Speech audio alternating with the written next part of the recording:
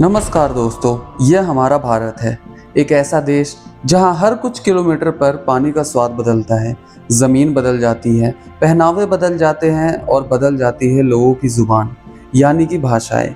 हम अपनी भाषाओं पर गर्व करते हैं और यह स्वाभाविक भी है। महाराष्ट्र में मराठी बोलो, बंगाल में बंगाली बोलो या फिर तमिलनाडु में तमिल बोलो, ये आवाज़ें हमें अपनी भाषाई पहचान की याद दिलाती है। लेकिन हाल के दिनों में यह भाषाई गर्व कभी कभी एक संवेदनशील मोड़ ले चुका है। कुछ जगहों पर हिंदी भाषी लोगों को अविश्वास या यहाँ तक कि शत्रुता का सामना भी करना पड़ रहा है। क्या यह भाषाई पहचान का टकराव है या इसके पीछे कुछ गहरा राज है? जब कोई व्यक्ति अपना घर छोड़कर रोजगार या शिक्षा के लिए किसी दूसरे राज्य में जाता है तो अक्सर उसे लैंग्वेज बैरियर का सामना करना पड़ता है कि हिंदी क्यों बोल रहे हो भैया, यहाँ की भाषा बोलो, यहाँ की भाषा सीखो।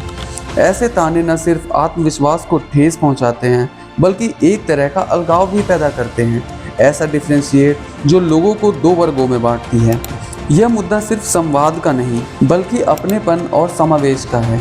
जब एक देश के नागरिक को अपनी ही ज़मीन पर पराया महसूस कराया जाए तो यह हमारे एक भारत और श्रेष्ठ भारत के विचार पर क्वेश्चन मार्क लगाता है।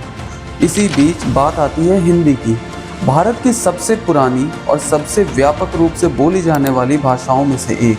हिंदी केवल एक भाषा नहीं है, यह करोड़ों भारतीयों को जोड़ने वाली एक पुल है। यह सिनेमा की भाषा है, हमारी संगीत की भाषा है और देश के एक बड़े हिस्से के लिए आपसी समझ की भाषा है।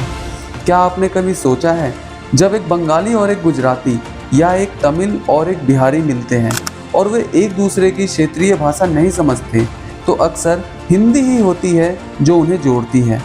यह वह भाषा है जो अनगिनत कहानियों और अनुभवों को एक साथ बुनती है।